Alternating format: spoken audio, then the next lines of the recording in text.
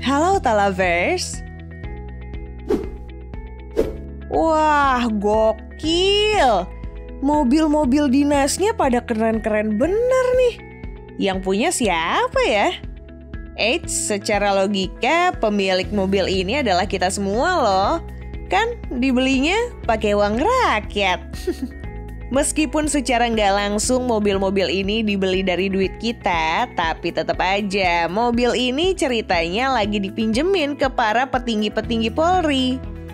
Buat para jenderal, institusi yang lagi dirundung masalah karena salah satu petingginya terseret kasus ini dibekali Lexus LX 570. Salah satunya menjadi mobil dinas bagi Komjen Agus Andrianto. Produk SUV super tangguh ini pernah terlihat ditumpangi oleh Kabar Eskrim saat mengunjungi kediaman Irjen Verdi Sambo saat mengusut kasus yang menyeret nama mantan Kadif Propam Polri tersebut. Dari segi spesifikasi, ketangguhan mobil ini udah nggak perlu diragukan lagi. Berbekal mesin V8 berkapasitas 5.700 cc, di atas kertas mobil ini sanggup menyemburkan tenaga maksimumnya mencapai 362 horsepower. Saudara mewah dari Toyota Land Cruiser 200 ini juga punya presensi yang super duper maco dan elegan. Bikin siapa aja pasti segan pas mobil ini mau lewat di jalan raya. Dengan semua nilai plus itu, mobil ini nampaknya wajar aja ya kalau dibanderol seharga 3 miliar rupiah lebih. Sekitar 1 miliar lebih mahal dibanding Toyota Land Cruiser yang menjadi basis dari Lexus tadi.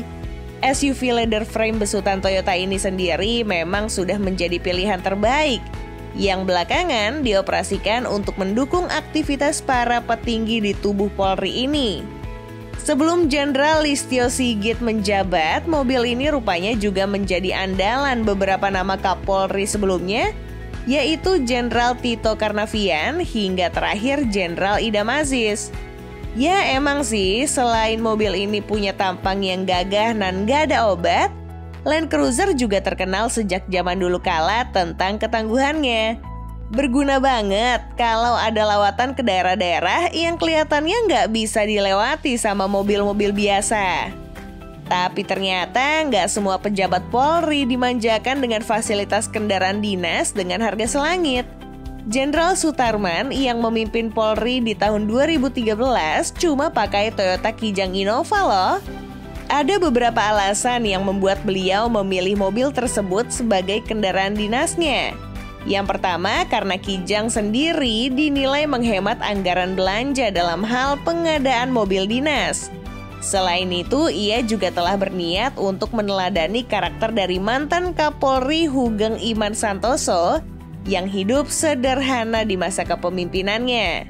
Kijang Innova sendiri merupakan salah satu produk terbaik yang dihadirkan oleh pihak Toyota, di mana eksistensinya hingga saat ini dilakukan secara besar-besaran untuk tetap menghadirkan mahakarya yang luar biasa bagi para penikmat otomotif tanah air.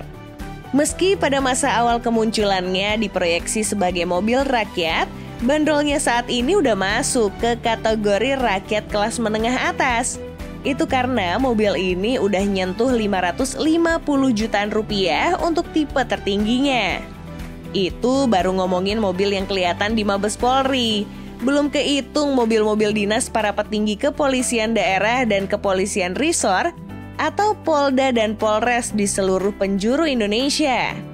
Salah satu mobil yang lekat dengan jabatan-jabatan petinggi Polri di daerah adalah mobil ini, Suzuki Grand Vitara.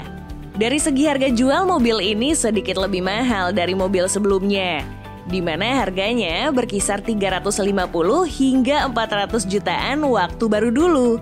Sebagai salah satu pemain lama di segmen SUV, Grand Vitara tetap mempertahankan kesan boxy pada tampilannya.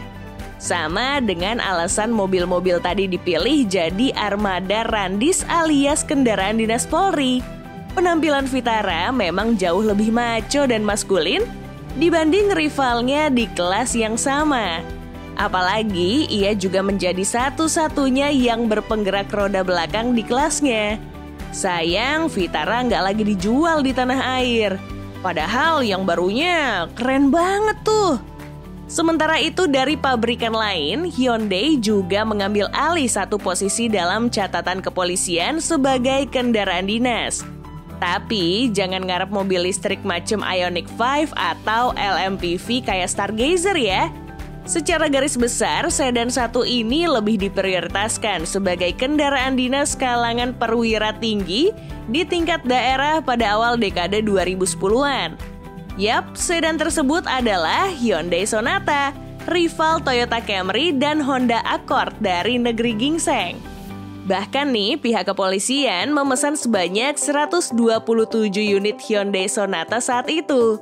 Gak cuma Sonata aja loh, Elantra yang notabene merupakan adik dari Sonata juga jadi armada korps baju coklat, khususnya untuk satuan lalu lintas. Masih di segmen yang sama, institusi Polri juga membekali para anggotanya dalam menjalankan tugas dengan kendaraan dinas super duper buas Mazda 6. Mobil sedan ini dibekali dengan mesin berkapasitas 2500 cc yang mampu menghasilkan tenaga maksimum hingga 187 tenaga kuda. Dengan kemampuan akselerasi seperti itu, tentu saja kinerja Korlantas Polri bakal terbantu banget kalau sewaktu-waktu mendapatkan kondisi emergensi saat melakukan pengamanan.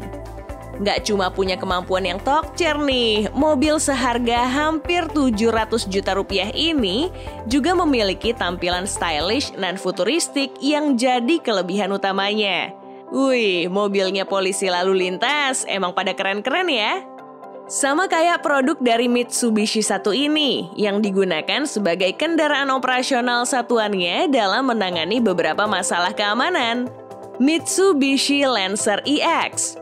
Mobil yang sering salah dikenali sebagai Lancer Evo ini juga digunakan dalam tugas pengamanan lalu lintas. Bahkan pihak kepolisian membekali dengan sistem GPS tracker pada mobil ini agar komunikasi di tiap satuan masing-masing lebih mudah terpantau jika suatu saat ada laporan dari masyarakat. Sedan satu ini sejak kemunculannya cukup dikenal sebagai mobil sedan berkarakter sport. Wajar aja karena mobil besutan pabrik 3 berlian ini dibekali suntikan DNA rally meskipun mesinnya cuma berkapasitas 2000 cc dengan output tenaga 157 horsepower. Ya memang sih Lancer EX ini layaknya Lancer Evo jadi-jadian. Gak ada penggerak all-wheel drive, mesin juga lebih kecil, apalagi suspensinya yang jauh dari Evo.